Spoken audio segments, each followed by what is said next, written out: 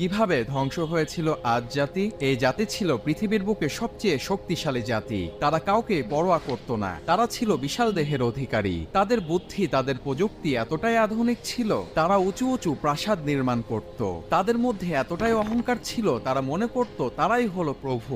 আর এই শক্তিশালী জাতির কাছে আল্লাহ তাআলা নবী হুদ আলাইহিসসালামকে পাঠালেন। হুদ আলাইহিসসালাম এই জাতিকে গিয়ে বলল, তোমরা আল্লাহ তাআলার ইবাদত করো, আল্লাহকে ভয় করো, তিনি তোমাদের স্রষ্টা, তিনি সকল শক্তির অধিকারী। এই কথা শুনে আদ জাতিরা বলল, তুমি একেবারেই বোকা এবং তুমি একজন মিথ্যাবাদী। তারা অহংকার করে বলল, আমাদের চেয়ে শক্তিশালী আর কে আছে?